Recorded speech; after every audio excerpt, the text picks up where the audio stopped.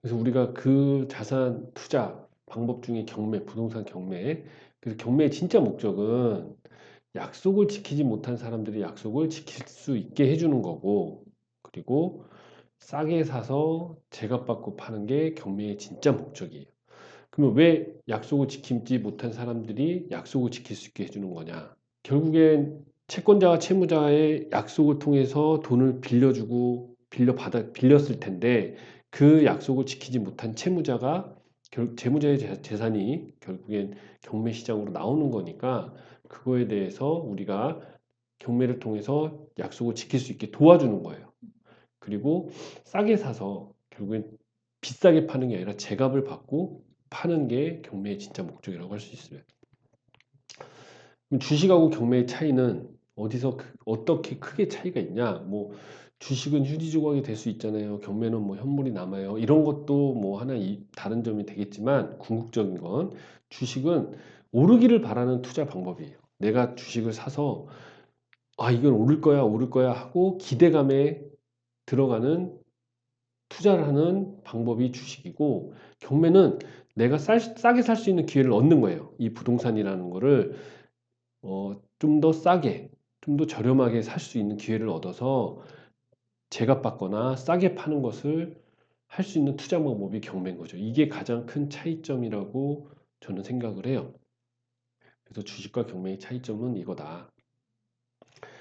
그래서 우리가 경매 공부를 하면서 제일 먼저 해야 될 거는 뭐 여러 가지가 있겠지만 그 중에서도 가장 먼저 경제신문을 우리가 좀 꾸준히 봐줘야 돼요. 금융과 부동산. 그리고 감정평가를 볼 수 있어야 되는데 이거는 나중에 추후 보는 방법은 나중에 설명을 해줄 거고, 또 부동산에 관련된 서적을 뭐 많이는 아니더라도 몇 권 정도는 아니면 읽어줘야 부동산, 결국에 우리가 경매를 하면서 부동산이라는 게 뭔지 또 부동산의 흐름이라는 이거를 볼 수 있는 거를 키워줘야 되기 때문에 부동산에 관련된 경제신문과 함께 관련된 서적도 몇 권 읽는 것이 좋다.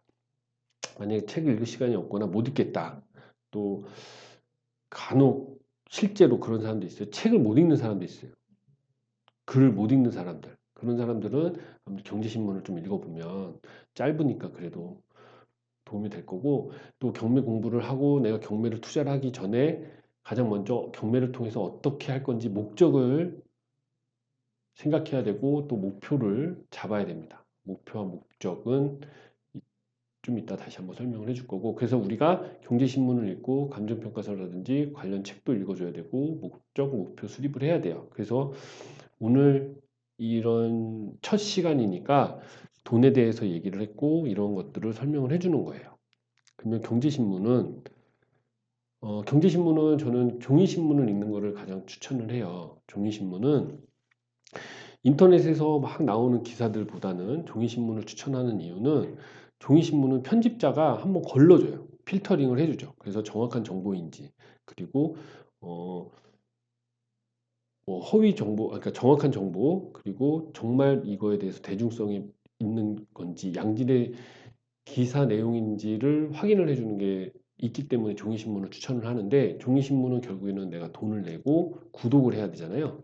근데 이거까지 지금 이거 하기에는 조금 내가 뭐 다만 몇만 원이지만 부담되거나 굳이 내가 지금 이렇게 시작하기는 좀 그렇다라고 하면 네이버 뉴스에서 신문 보기로 들어가면, 이렇게 네이버 창에 들어가면 이렇게 뉴스, 증권, 부동산 이렇게 쭉 있잖아요. 거기 뉴스를 버튼을 들어가서 클릭을 하면 이렇게 중간에 신문 보기가 있어요.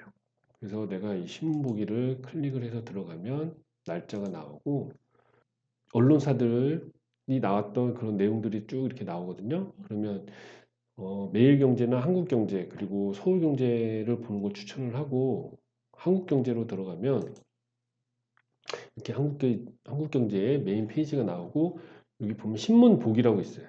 이 신문 보기가 종이신문에서 발행하는 것과 똑같은 내용들이 들어가 있는 거거든요. 그래서 여기서 이렇게 쭉 보게 되면 뭐 정치부터 경제 뭐 이런 것들이 쭉 나와 있고, 매일경제하고 좀 다르죠. 매일경제는 정치가 앞쪽에 나와 있는데 여기는 아무래도 이제 기업에 관련된 경제 뉴스가 먼저 앞쪽에 나와 있어요.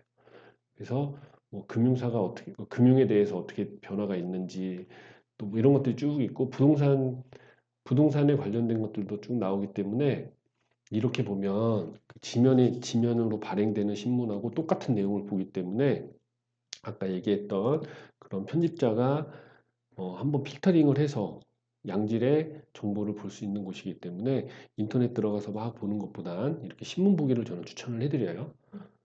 이렇게 공부를 한다라고 생각하시면서 하루에 뭐 30분도 좋고 10분도 좋고 읽으시는 걸 추천해 드립니다. 그리고 목적을 정해라. 경매를 통해서 내가 부동산을 취득을 할 건데 그러면 목적은 어떤 것들이 있냐?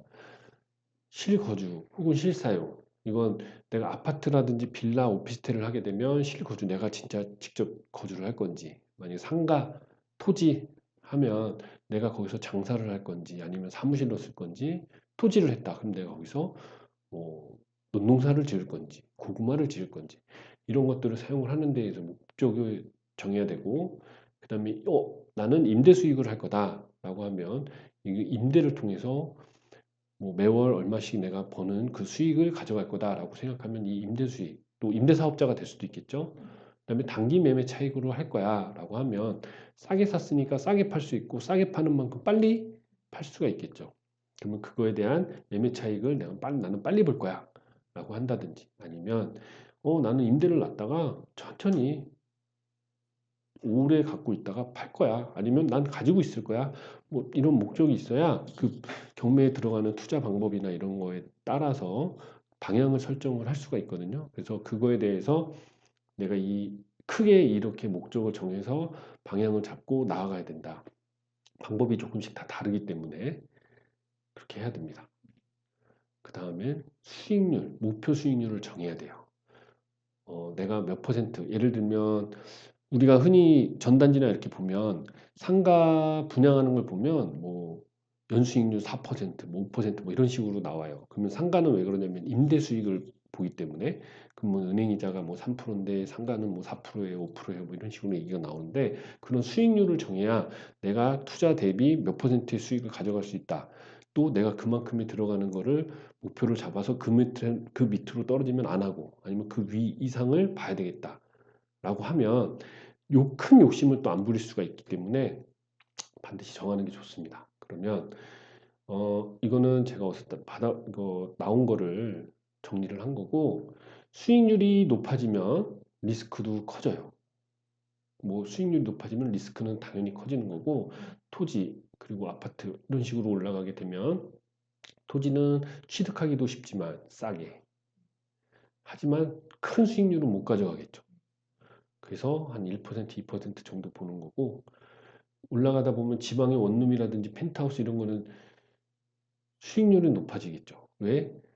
원룸은 싸게 사서 뭐 월세 수익을 크게 가져간다든지 펜트하우스도 뭐 내가 싸게 사서 뭐 비싸게 판다든지 할 수 있겠죠. 하지만 여기서 리스크가 크다는 건 결국엔 원룸, 지방은 수요가 아무래도 이 두 개에 대한 수요가 좀 떨어질 수도 있기 때문에 리스크가 크다는 거다. 그러면 이 전체 모든 것들이 다 마찬가지다. 그래서 저는 큰 욕심을 부리지 않았으면 좋겠고 그거에 대해서 목표 수익률도 우리가 이렇게 정할 수가 있는 겁니다.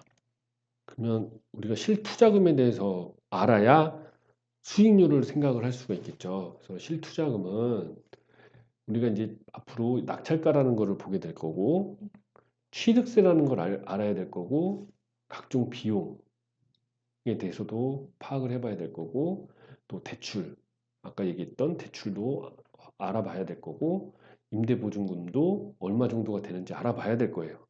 그럼 이건 앞으로 이제 많이 벌 건데 낙찰가는 우리가 얼마의 입찰이라는 거를 그러니까 얼마에 사냐 부동산을 얼마에 사느냐 하는 그 금액이고 취득세는 이 부동산을 사면서 내는 세금을 취득세고 각종 비용은 등기 내가 부동산을 샀어 그러면 세금을 냈어 그 다음에 이거를 소유권 이전 등기라는 걸 해야 돼요. 그러면 등기가 있고 명도라는 거는 내가 이 집을 소유를 하면서 여기 안에 이 집에 거주하고 있는 사람들을 내보내는 거를 명도라고 할 거고 뭐 이자는 내가 대출을 받아야 되면 대출 이자가 얼마가 나오는지도 알아야 될 거고 등등등 여러 가지 비용들이 있겠죠. 그럼 그거에 대한 각종 비용이 있을 거고 뭐 대출은 다 알다시피 은행에서 받는 돈이 되겠고 그렇죠? 그리고 임대보증금도 알아야 돼요. 임대보증금은 보통 시세를 뭐 보면 되니까 보증금을 알면 낙찰가에 취득세를 더하고 또 여기에 각종 비용들을 더하고 거기서 대출을 받은 거를 빼고 임대보증금을 빼면 실제 내가 들어가는 돈이 얼마다가 나와요. 그래서 이 실제 들어가는 돈을 가지고 내가 수익률을 계산을 목표 수익률을 잡아서 그거에 대한 거를 목적과 목표를 정확하게 잡아야 됩니다.